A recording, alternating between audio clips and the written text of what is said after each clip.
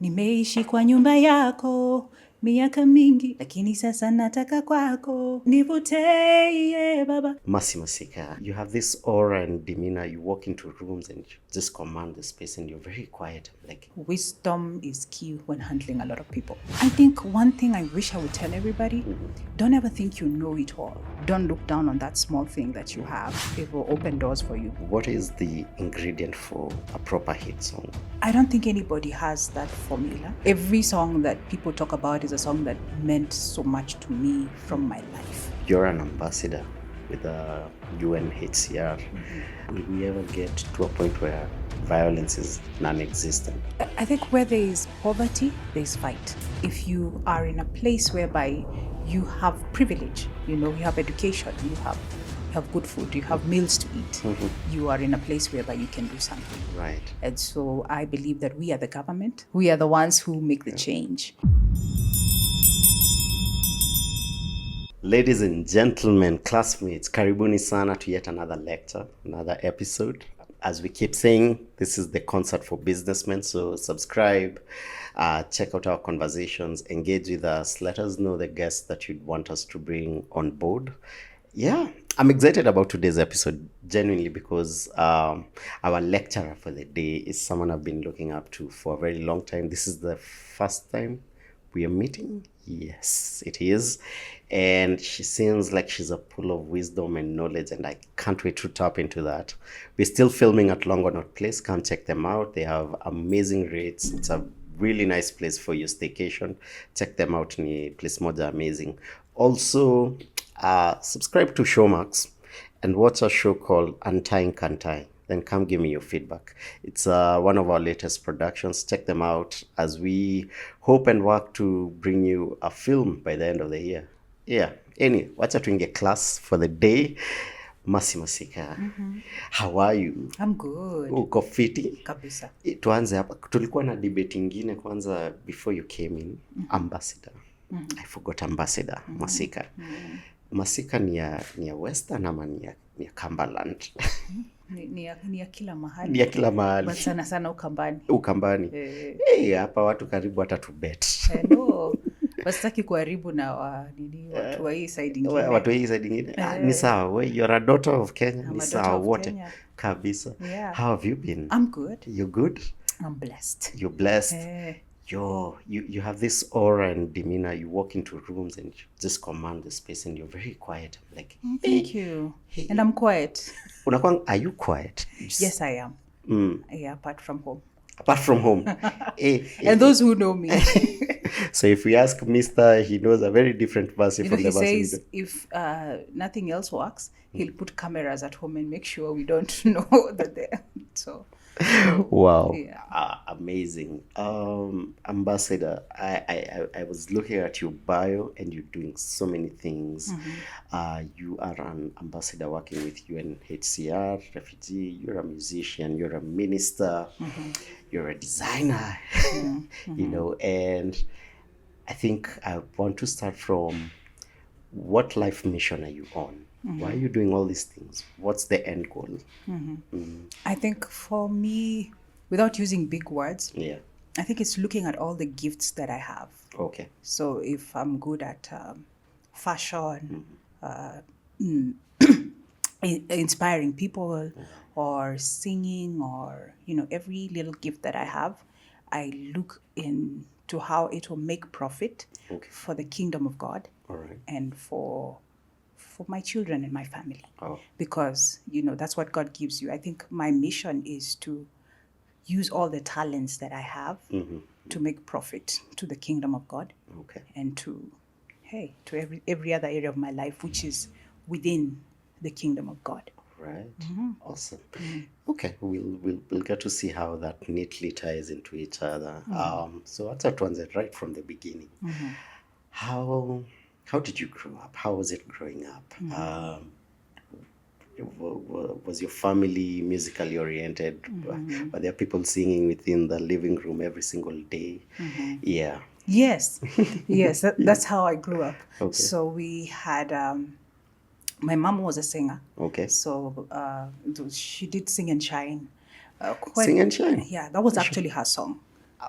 Yes. Interesting. Yeah. Kwa wale hawajui. Okay, Sing and Shine was a big show. Unajua? Yeah, naijua. I know. That's when TV ilikuwa tu moja, so you knew all the shows. Kabisa. Yeah. So she did that main song, and so we grew up with her singing. So we'd be finding ourselves in the sitting room with her playing guitar, you know, and we're singing a song, and she's teaching us a song. She always used to teach us beautiful, beautiful songs. Yeah. And so we grew up that way. My dad loved music. He couldn't sing, but he had that. You know, girls love their fathers. So he had that all, make it fun. And he always would have us listen to music. So we had little speakers everywhere around the house. Right. So there would be music from Mahalia Jackson. There'd be music from Jimmy Swaggart, Andrew Crouch, all kinds of musicians. Miriatieno. At the time, there was Miriatieno, Kazangas. Yeah, that was the only local music that we hear. Yeah. That's very interesting. How many siblings do you have? I have three. I have 2 sisters and 1 brother. Yes, I have 3. You have 3 siblings. Yeah. Interesting. Are they all doing something to do with music, or are they ventured into different? Yes, we all sing. Okay. My younger brother plays instruments. Okay. My elder sister releases music, but not very consistently. Okay. I think, but honestly, I think I was the one who was very, very serious about music. So right from the get-go, ulikuwa unajua music is your thing. Right from when you were young, did you always want to be an artist, a musician? I don't remember a time when I didn't want to sing. I think that's true, yeah. From the get-go, because I have pictures of me singing. I was 6, and my mom is playing guitar and with my elder sister. So I found myself singing, you know, just as a thing we do. But then I think also there's a way opportunities would present themselves for me to be able to continue singing and be encouraged in singing. So singing was just one of those things. And I'm sure now your parents encourage you through. Yes. You are one of the lucky few artists in this country. Yeah, why? Wazazi walikuwa wataka kusikia wewe ni engineer, lawyer, you know. No, that's what they wanted. So they were actually teachers and leaders where they were, and community leaders. So the goals were very up there, which was good. Yeah. Okay, interesting. Okay, so fast forward. Do you remember the first moment that you did music professionally, that you actually got paid for your music, and how much was it, and what did you do with the money? Okay. I think in the 90s when I grew up, there weren't so many shows that were paying. Concerts was not a thing. So for me, I used to have cassettes. Okay. So in school, I would be selling. Even tumeanza kujua age. Ulianza wakati wa cassette. Wacha kunisehesha. So I'd be selling cassettes. I think every weekend I'd be, selling cassettes, but I didn't know the value of money. So, I'd be making a 5,000. Because each cassette was like 100. So then even high school meeting. Volumes. Yeah, that's a lot of money for a kid. Yeah. And 5,000 was really good money then. Yeah. So, would be selling cassettes in school. Every teacher had a cassette. Students who they saw me on Joy Bringers would buy through their parents. So, I was never broke. So, high school was the same thing. I remember last week I was with friends of mine from high school. They're like, you were never broke. You started selling in primary school? Yeah. Hey. Okay. Yeah. So high school? So high school, the same thing. I was never broke. There's always a place, and you'd go to a high school thingy, you're selling over 1,000 tapes at 100. That's good money. Yeah. And all of it I used to take to my dad because, I loved my dad. Daddy's girl. Yeah, but I also didn't know the value of money. I didn't know what money was for. Right. So, and then I think I remember now the thing that was when I was 10 is when I said I want to record. Then I would sing in conferences. My dad used to organize conferences, leadership conferences. So I'd sing. So one of the guys came from the States and I sang, and he gave me dollars. At the time, I think it was something that was coming to around 10,000. Wow. And so that was in front of my friends, in front of my enemies, in front of, Alikuandalia meza. Ndio, aliniandalia meza. So I was like, wow, this could be the thing. So the money was not very interesting, but I was like, okay, so looks like people started to take me seriously because that was my whole community. Yeah. And so from there, I think that's when I went very professional. All my money, I used to just eat. I loved food. And I used, when you're It young. doesn't show. Yeah, it doesn't. What's the secret? Not now. Not then. now, then. Yes. Okay. Yes. So used to give a lot to my parents. At least I was of help. I was a beneficial child. Absolutely. Yeah. Oh, it baffles me that art is one of the things that we can start monetizing from whatever age. Like you are already earning and making money from as young as 10 years old, but we still don't take it as a serious form of business in this country. It baffles me. For me, and I've talked about this, I was good with fine art and sketching, and nakumbuka as far back as being in class 2, people used to pay me to sketch. Oh, they would pay? Yeah, they'd pay for me to sketch, ndo weke kwa zile set unaweka hapo nyuma ama the locker, ukifungua locker hapo hivyo. So I would draw for people and they'd pay me for that. It was 5 shillings, 10 shillings. Yeah, that's good money. Yeah, it just, sijui mbona we would never taken art seriously, and it seems like the one business that you can start from whatever age. Yeah, you can because you always have your people. There's always people when you arise. Right. There's always people who will follow you.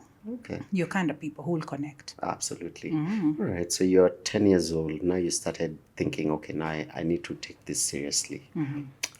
What was your first proper national hit?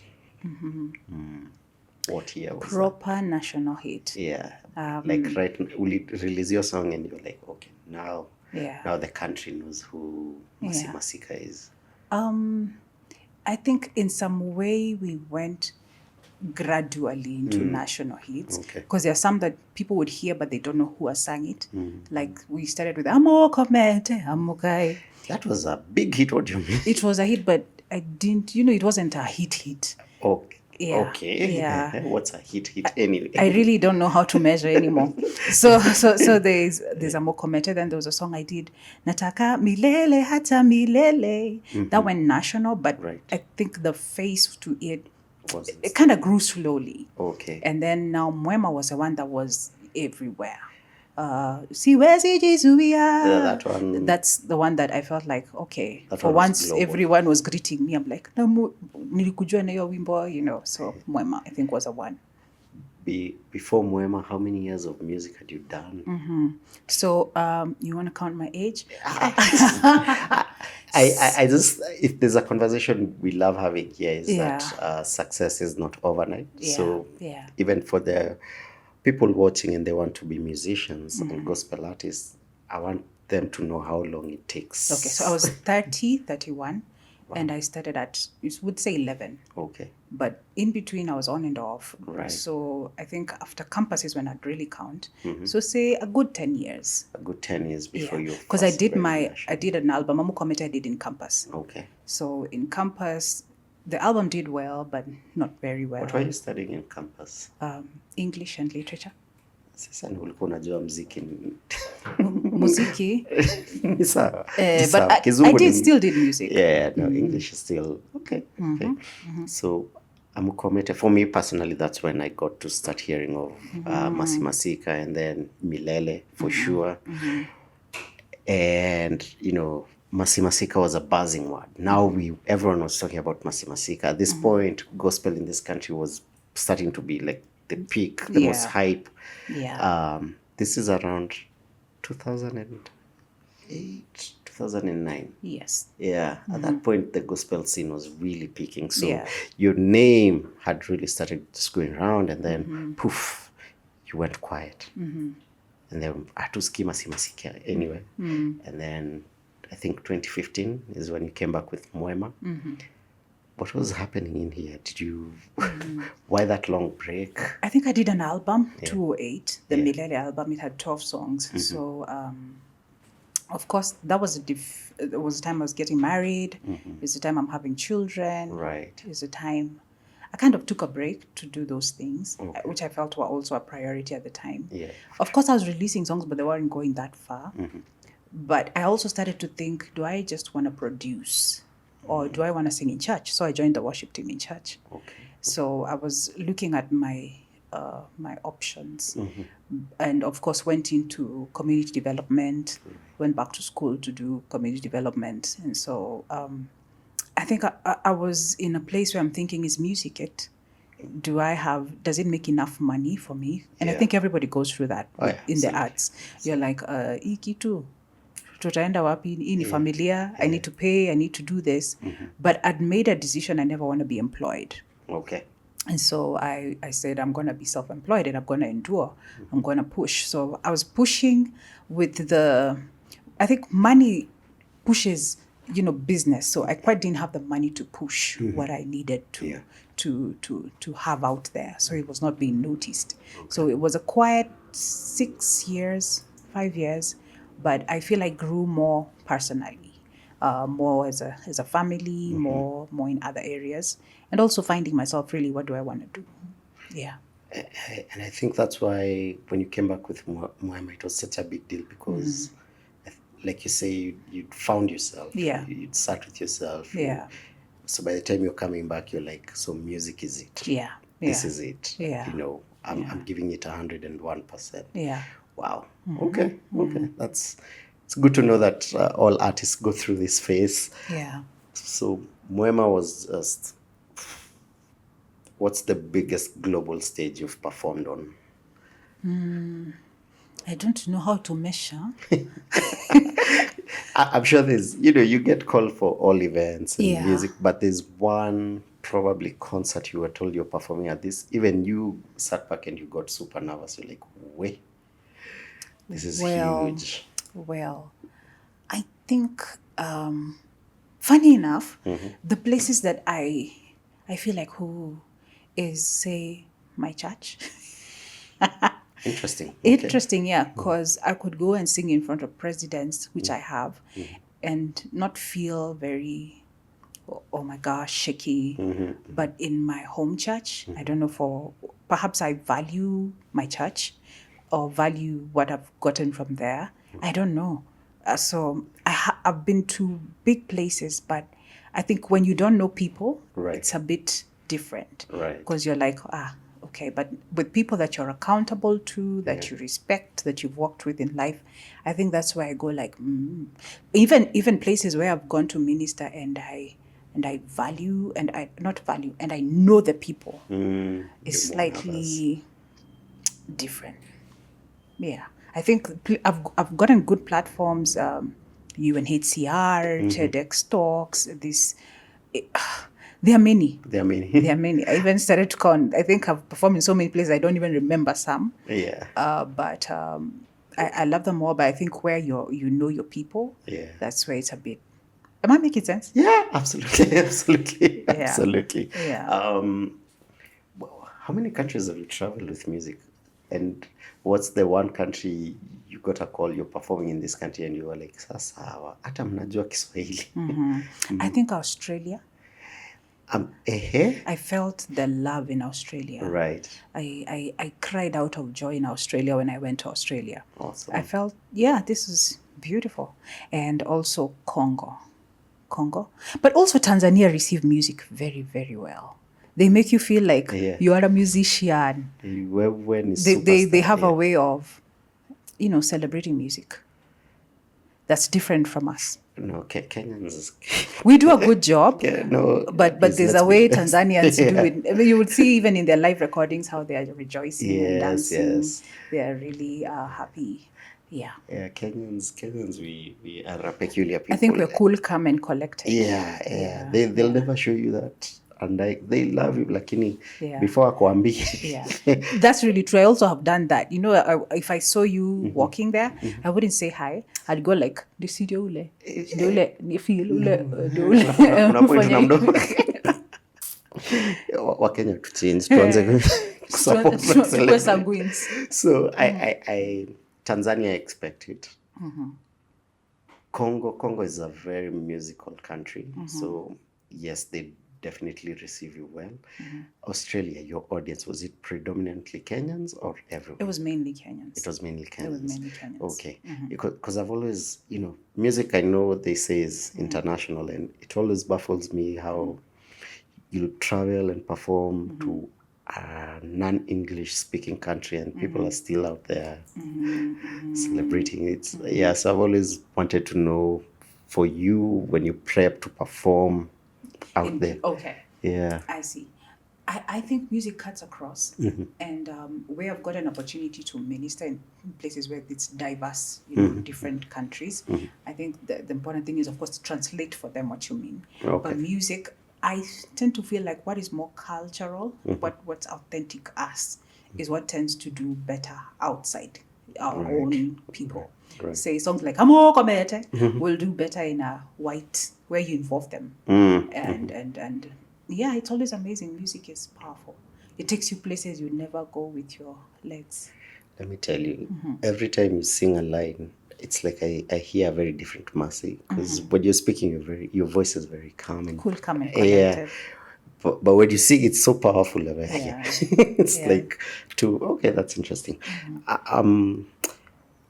Just judging by the number of years you've sat with music, I'm sitting here and I'm thinking very few artists have had that expertise in the knowledge of music, in writing and making proper music, because you grew up with a mom who was producing. Then you started producing by the age of 10. What is the ingredient for a proper hit song for the musicians out there? How do you, listen to a track, or how do you come up with a rhythm in your mind and you're like, yeah, this is going to be a big song? What is that process for you like? I don't think anybody has that formula for, how to make a hit song. And sometimes there's a genuineness that comes from, for me, a hit song is a song that I mean every word. Okay. And so I've also seen that a lot of people, when you're able to connect with my truth, then that becomes a hit song. Because there are songs that, say, have 1 million views. Right. So that's a song that perhaps not doing very well for some people, but it has reached people in their hearts. And there's a song that could have, 30 million views, and it's all of them. I realize it's how you from where it comes from. From where the authenticity. The authenticity. Okay. Every song that people talk about is a song that meant so much to me from my life. Okay. Yeah. That's okay. So if you're able to connect with it, if I'm able to express it in a way that you're able, I think that's what people talk about. This is me. I'm like, yeah. So it looks like people go through the same thing in life. For sure. Now I'm trying to play your songs in my head, and I'm trying to decipher what you were going through or what was happening in your life. So Mwema was a Thanksgiving song. So we all get to a point where we want to give thanks. Yeah.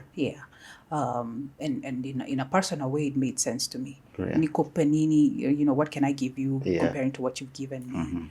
Nikupendeze was really personal. Okay. Because mienendo yangu na tabia zangu zikupendeze, kuvaa kwangu, and I'm very key on what you wear. So personal. Tutakuja hapo. So just personal things. There's songs like it starts like nimeishi kwa nyumba yako miaka mingi. It's a Christian who's been in church for a long time. Right. Lakini sasa nataka kwako kusongea zaidi. And they say nivuteye baba. Those are personal.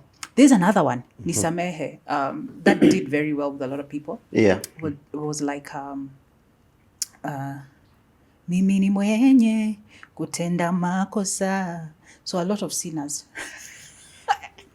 I'm just kidding. Yeah, but it's the truth. Because none of us is perfect. We all need God's mercy. So, but it was in a place where I was in campus and I'm not feeling like I'm perfect the way I want to be. Right. So I feel it connected with so many people. So I think authenticity, yes. Wow. Mtu yangu, I am enjoying a full-on, fast-on, one-on-one concert from Masika. Nani kama mimi. concert for businessmen. I think, thank you for stamping that. Something you've mentioned about Kuva, and that was, believe it or not, one of the few things that jumped out. I was like, wait, Masika has a fashion line. I'm like, hiya. I don't know, either I'm oblivious to it or it's not something you shout a lot about. Yeah, but so wewe na fashion mlitoana wapi? So you remember there was a beautiful program called Bold and the Beautiful Hey. when we were growing up. Wazazi walikubali watch? Tulikuwa tunawatch na mama yangu. Hey! Sasa Mami, si hiyo time ilikuwa inafika TV inafungwa. Alikuwa na watch na remote. Oh, alikuwa na watch na remote. Then zile scenes ikifika unatumwa maji. Yeah. Okay. So I don't remember those bad things. I only remember the drawing and the fashion. Oh, yes. Yeah. Yes. So I realized I started to draw on every book of mine. I was drawing an outfit. I was drawing something. Right. And so, of course, along the way, you realize, oh, I'm a creative. So that's where it began. So, like I said, when we started the show, is every gift that we have, how are we going to make it make sense to the world and make sense to, every aspect. And so, so I said, fashion is one of those things. I'm still growing at it. Okay. But I'm doing not very badly. Oh, that's really good to hear. So but it will grow. We're having new plans, and of course you learn from your mistakes. I learned from my mistakes in this case because it was more passion at the start. So I think and at some point you realize passion is here, business is here. Yes. So I have to lay some passion down and and of course passion and business, and see how it can work. And so it's growing. It's growing. Just one point I forgot about the music. That was my last point before we jump to fashion. Music is your primary earner. I will say, I will assume. It is.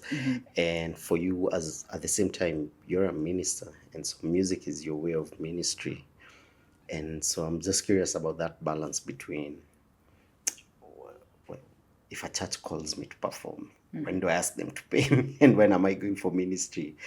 And I've always been curious about that, especially with gospel musicians, because at the end of the day, you still need to feed your family, you still need to clothe, you still need to pay rent, and music is your source of income. And so that line between music and ministry, how have you been able to balance that? Okay. Music and ministry.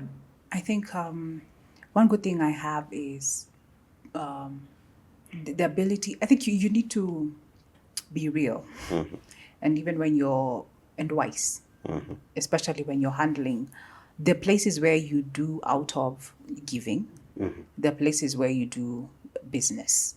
So I think every one of us needs to see the opportunities that they have, because I think different musicians have different opportunities. There are some, say, who are good at, beauty and all things, and that's the area that they kind of make their money through their music. Right. I think wisdom is key to know your areas of strength. And of course, there's always a sign to which area is showing more signs of prospering more and working on it. And so music and ministry, I want to say it requires wisdom. And especially we have grown from churches not being able to give, not understanding why you have to. I think a lot of my money has been from the corporates. Right. And more the digital. Okay. Yeah, so wisdom is key when handling a lot of people, especially in the body of Christ and in Africa. Okay. You seem to be balancing it well. So awesome. We'll be here learning more. So back to the fashion. Take us through that journey. Like, yes, you grew up loving fashion, but at what point did you realize, these outfits that I am assuming a lot of the outfits you perform, you create them. Yeah. So at what point did you make that decision? Like, you know what?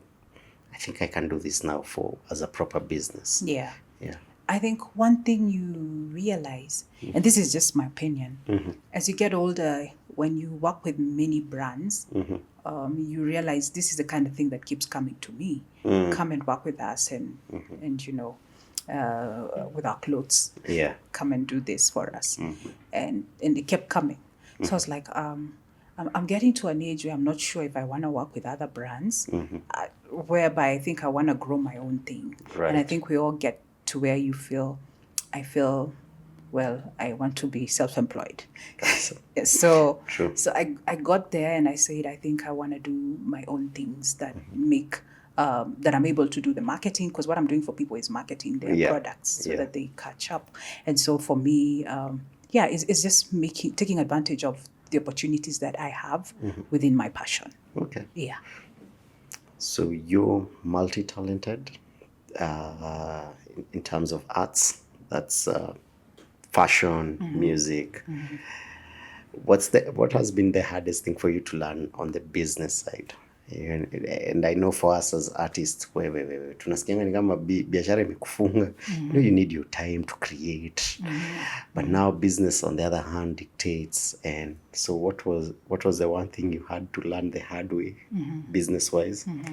You don't really like, but you have to master that skill. I think if you don't plan, the money that you get, money comes and goes. Oh, yeah. I've made mistakes of getting good money, and it went, like nilimaliza. Lazima inakulwa yote. Yeah, so I think it's just doing that. A third goes to this. Budgeting is saving and all those things. I had to get financial education. Wow. Yeah, okay. So without it, I realized you can really blunder a lot. Right. And we do make a lot as artists. Yeah. It's just that we don't plan for it well.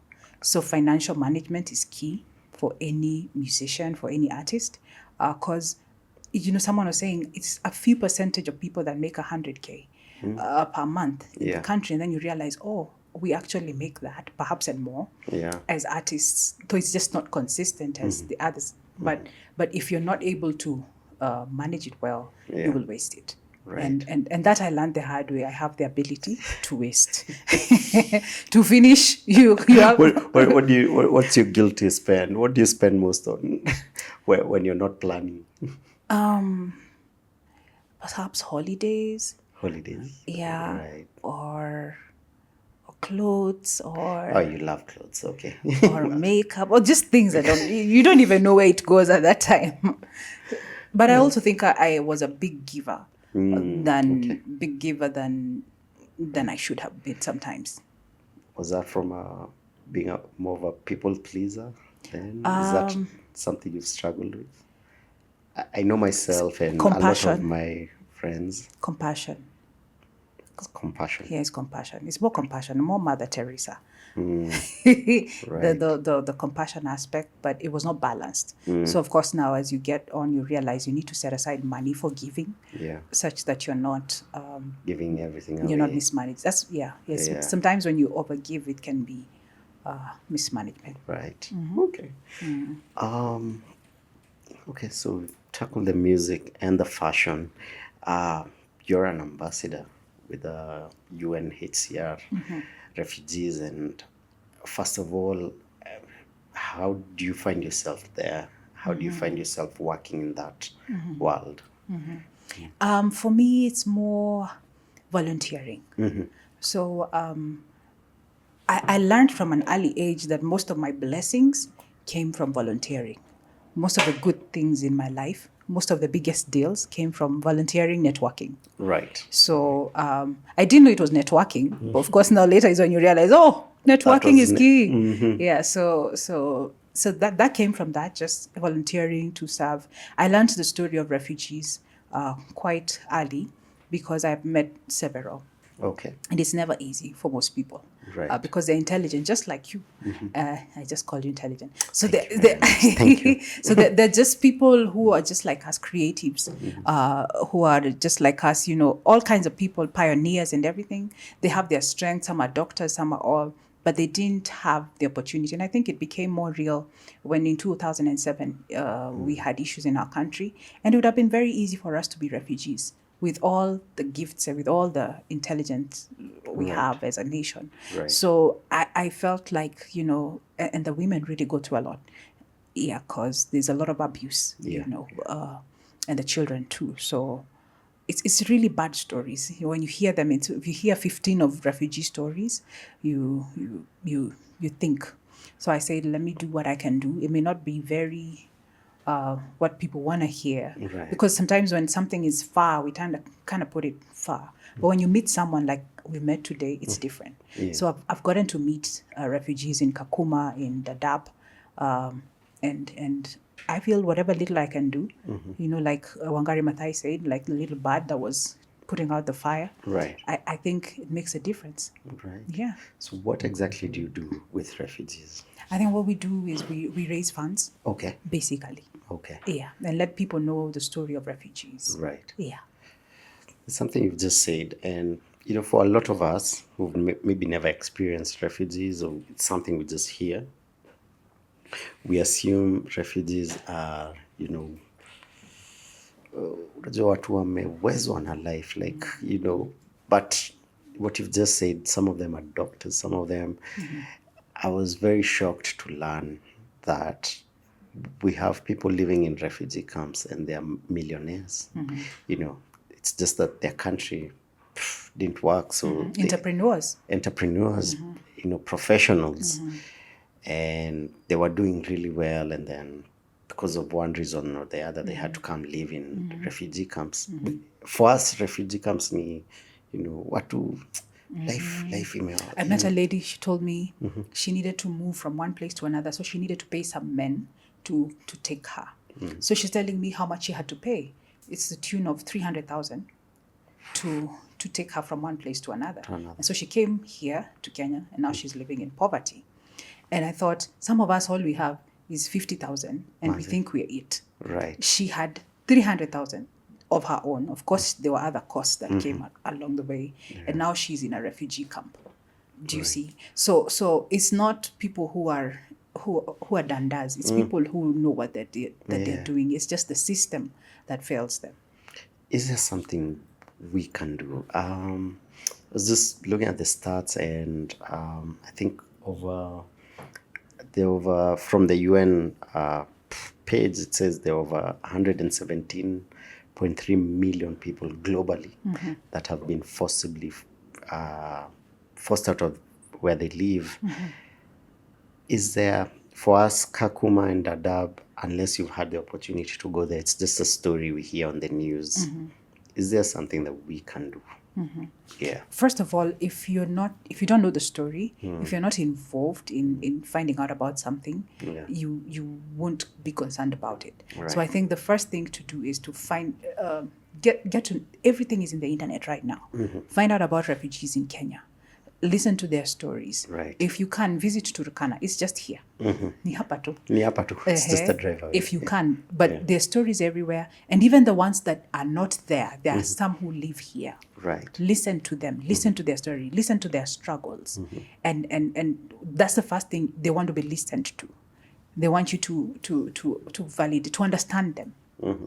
Like how you want your story to be heard, they want their story to be heard, and that's the first thing. And the second thing is give whatever you can. We come from a culture where we're used to just receiving, and I think the big step for anybody who is great is giving, and greatness for everybody. Everybody who gives is great. Yeah, it's funny enough, that's true. Every community that gives, the Indian community that gives. That is true. Yeah, that so giving always comes back with a good measure, pressed down, shaken together, running over. And so whether you're Christian or not, it comes back. And so give where you can give. This UNHCR Kenya, this pay bill numbers you'll see there to give. Yes. I mean, you've heard every single story, a lot of stories from those camps, and just the amount of violence that's meted out in these communities. And I'm always curious, will we ever get to a point where violence is non-existent with human beings? Is this something you think about? Yeah, it's true. I've thought about it. We're living in the last days, and I'm hopeful that me being Christian and being a minister of the gospel, I'm really hopeful that there'll be change, but it has to be a decision that people make. Right. Yeah. So if you continue to ignore the voice of right, I don't know what to say.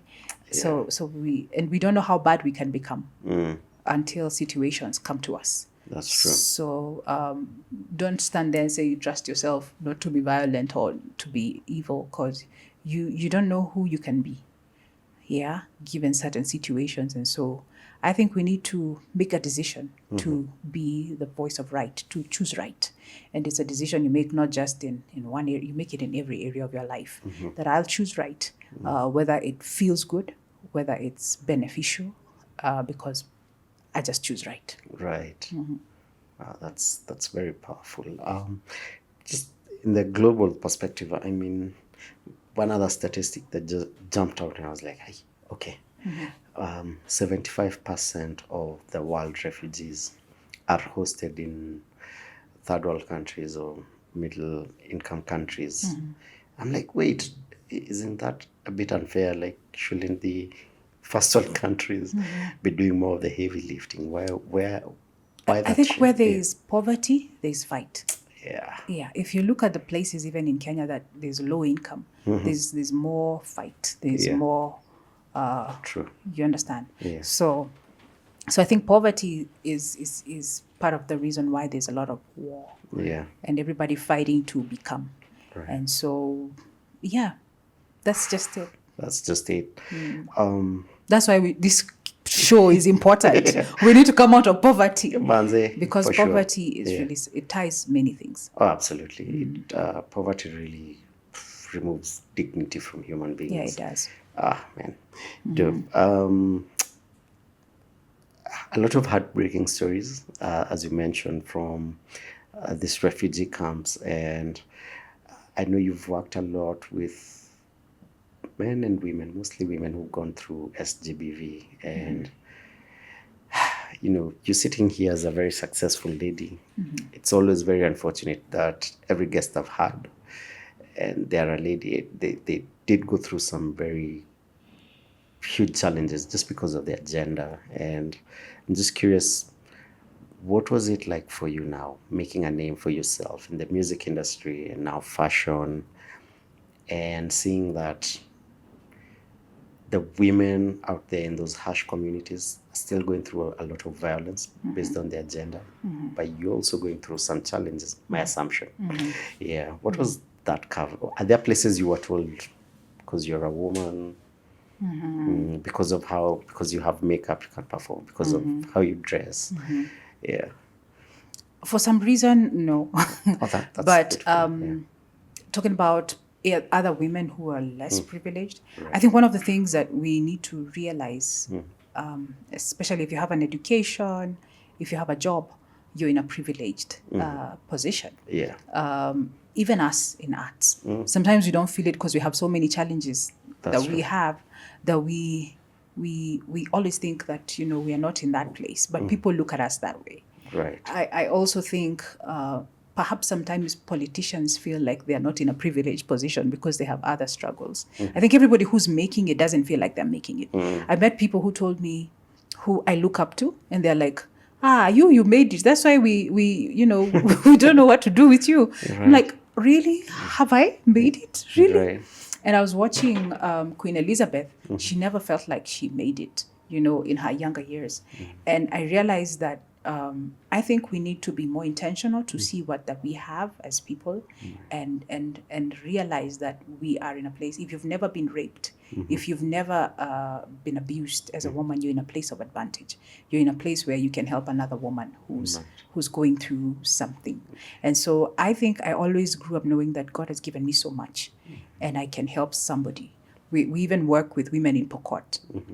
And trying to teach them, because mindset change is more key to life change. And so I think we need to accept that we're in a place of privilege with the little blessings that we have. Absolutely. And help somebody. Because I think the shallowest life to live, and the shallowest life to live is the one that you think about me, myself, and I. A blessed life, and I've seen people in my life, are the ones who give solutions to communities, who give solutions to families, not just about you. Okay. Yeah. I know working with UN is heavy on policies as well. Do you feel there's some policies that we can implement in this country that can make lives for women just a little better, and the girl child, that we need to be advocating for more right now? I think we need to, and every one of us needs to. Right. Not just. I'm a believer that it's not just government that's the solution. I believe we are the solution. Okay. Yeah. So if you are in a place whereby you have privilege, you have education, you have good food, you have meals to eat, you are in a place whereby you can do something. Right. And so I believe that we are the government. We are the ones who make the change. Absolutely. And it's our responsibility to take action. Yeah. Right. I sit here and I have a lot of conversations, and every time there's a lady speaking, it just occurs in my head, wait, I didn't see it that way. Just being a man, there are things I'll never go through that ladies go through, and it never really occurs to me. And so nowadays I'm always questioning myself, like, is there somewhere where I have overstepped, or I didn't give an opportunity to a lady and it was misconstrued as being, you just looking down on me as a woman. And so I'm asking this, what do you feel as men we need to do more to make the world a better place for women and the girl child? Yeah. I think one of the issues that every woman goes through that men don't go through is security physically. Yes. Yeah. I think one thing that men do, and I think it's still being done, is when a girl is going to a matatu, you hear that makes the woman go, unless she's cheap, she always go like, oh, I'm not safe here. Right. So I think that's the one thing that every woman goes through that men don't know we go through. Right. It's security. Yeah. I mean, when I'm driving, I'm thinking security. Sometimes you're like, women are rude. It's because they are insecure in this world. And so one thing men can do is respect women. Right. So that they feel secure. And I think discourage just the whole habit of, it starts from there. Right. Discourage that and if you see one of your brothers doing that, because people do it and think it's okay just to play around. Yeah. I think one thing men can do is just respect women and keep it, Right. Yeah. I see. Wow. Yeah. Physical security. That's wow. Okay. I'm trying to figure out one thing that you've been to all these places, worked with UN. There's the music. There's the fashion. I'm trying to figure out your stranger than fiction story. Something that you found yourself in some space, or you something happened in your life. You're like, hii story nikiambia watu watasema hii story ya jaba, lakini yaki ni ukweli. Yeah, you have one of those. Yeah. Okay, I don't know if it will, but I don't know if you've been denied visa. Bado. Sija apply ya US. Hiyo najua wanakataa. Unaona ushajua inakata. Hiyo wanakataa. Mimi ndiko afadhali nilijaribu nikakataliwa. So for me, one of those things was, so I applied the first time, nikakataliwa. Right. Second time nikakataliwa. This is to the US. Yes. Even Australia. So rejection. So rejection it really feels bad. Right. I didn't know it feels that bad until hata mpaka unaona wazungu unasema, God, I will not hate them. You feel so bad. Right. And so I think 3 times I was denied. Right. And then just out of volunteering, like I said, I went to sing somewhere. It was a prayer thing. Right. And so one of the things that happened is the next day that I was singing, I didn't know that the president would be coming with Raila on the prayer event. Right. But I knew it was a national event, but I'd never been to one. Right. So I go to sing on the next day. It's just those things of, it's not exciting because there's no monitor on stage. And, for a musician, when you don't have a monitor on stage, you feel like because you can't hear the sound here. Yeah. Yes. So, okay, we just did lip syncing because it was the only option. So I'm on stage, I'm singing. So I realized that this was immediately after the handshake here. So, Yeah, I know ushako iko. So after the handshake and then I'm singing Mwema. I can't hear the sound. Okay. I'm like, "Ii dunia si ni swallow." So of course, where can I go? So I'm on the mic. I'm encouraging myself in the Lord. Right. Funny enough, according to people, I did a good job, but according to me, I was dying. Right. And the moment, so later on, I realized there were senators from America there. They were, world leaders, and it was a big deal because it was a handshake. I think it was the day of the handshake or something. It was that handshake time. Tunaongelea handshake ya 2007. Hapana. Yeah, ni ya juzi. Yeah, to 2017. He's a teenager. Okay, so the big handshake ni ya juzi. Yeah, juzi. Right. So that was Huru and Raila. Raila, yeah.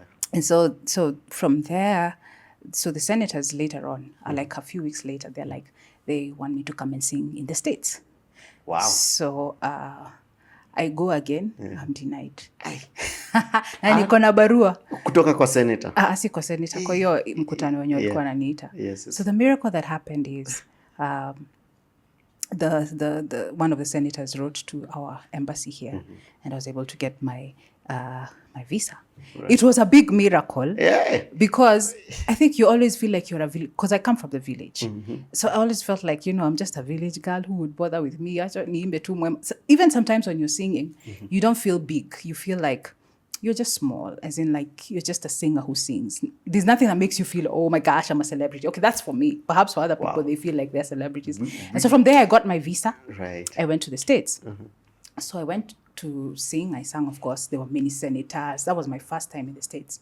It was winter. And I remember I went to visit the UNHCR office. And from there, I also got my appointment. So like so many small miracles that came together.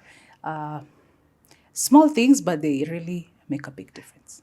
In hindsight, now you look at it, you're like, pengine ningepewa visa ile mara ya kwanza. Singefurahia vile nilifurahia. Unajua sasa hii raundi ilibidi senator sasa aingilie katikati ndio upate, and because of it also makes you, it tells you, okay, this is your path. Right. Sing, girl. Yeah. A simple thing like singing can take you far. It can make you, give you great opportunities. Right. And I think the one thing that everybody who's watching is, don't look down on that small thing that you have. It will open doors for you. The Bible says that your gifts will lead you before kings. Yeah. And I've seen music do that for me. Oh, yeah. I've seen it open for me, even the UNHCR, opportunities in community leadership. Because I'm also working into community development, and I'm seeing just the opportunities that this small gift that I would have looked down on, kamuimbaji, has just opened opportunities for me. Have you tried acting? Have I tried? Acting. Please train me. Because you're very good. You're doing accents, and I can feel them once in a while. You're pulling them off. I'm like, wait, in front of your friends and your family. Are you the group comedian? I don't know, when I talk, people laugh. So, I don't know. Ni may notice. May notice? Okay. Ni may notice. Basi utanitrain. Itabidi ukuje upige cinema. Yeah. Oh, wow. Yeah. Interesting. So what's next for Masika? Oh, what's next? So actually a few weeks from now, we're starting a weekly thing, Salt and Light. So we do, I teach actually. And we'll do lots of music. All right. What do you teach? Music? I teach the Word of God. Okay. Yeah. So we're starting on that. We just want to create a platform whereby different live music is quite doing well in Kenya, and a platform where people can, present, and also a platform where people can worship and come together in oneness in a creative way. In a creative way. Yes. Yeah. Okay. So looking more into the creative arts. So. Because I realize creative arts is really key in communicating. A lot of the things we learn nowadays are from movies sometimes. That's true. Yeah, so creative arts and music and just the Word of God, creating a community of godliness around. So starting out very soon. I'm also in community development, starting up projects around the country. I work with an organization called Christian Impact Mission. And so what we do is help communities, empower communities through mindset change and, them going into certain things that are a strength for them. So we're going into Malindi, we're going around the country, We have projects in Pokot, in Ukambani. You're not planning to slow down. Okay, I Yeah, love it. so Yeah. that's why I'm saying music has opened so many opportunities for me to be able to do the things that I'm passionate about. Right. And so, so that's it. And more music, of course. Yeah. But of course, the younger generation, working together with the younger generation. Because my kids are coming up. And Right. basically that's it. Okay. Okay, that's interesting. For your kids and the young people watching, and they want to be the next Masika. What's the trade secret? I think one thing I wish I would tell everybody, don't ever think you know it all. Okay. As I get older, I realize I don't know it all. And there's a tragedy that happens when you don't go through the process of becoming. I've seen that in music, being there for 30 years now. And so I've seen people come and go, and many come and go. And like we were talking before, it almost takes sometimes 7 years for some people to make it, others 10. Yeah. For me it was 10. Yeah. But the people who've gone through the process and have learned not just to make money, to volunteer, because I said a lot of my blessings have come from volunteering and sacrifice and networking. And so there's a whole process of this, because the people who I was singing to when they were 5 right now could be 25 or could be 30, and they're the ones who are making decisions in certain places. And so I think also consistency and going through the process. Don't be in a hurry. Don't be in a hurry when you're doing whatever you're doing. It will grow eventually. I think consistency is key. Wow. Yeah. Okay. Your daily mantra, or how does your day look like from morning till evening? Your daily practices. How? Although for you it's hard because ukiwa Dadaab, that's a very different day from when you're prepping for a concert. I think the one thing I never wanted was a day that looks like the other day. Interesting. Yeah, I like. Okay, I don't like routine. so every artist hates routine. Yeah. So I realize I quite don't like routine. So my days are not the same. Yeah. But one thing that's consistent is my prayer life. I say I give God a tithe of my day every day, and I've realized that gives me more strength as a mother, as a woman. My spiritual aspect, I take it seriously. Right. And my study, I'm big on growth, as in I hardly watch TV, but I think I'm big on growth, and I've seen it work for my good. Right.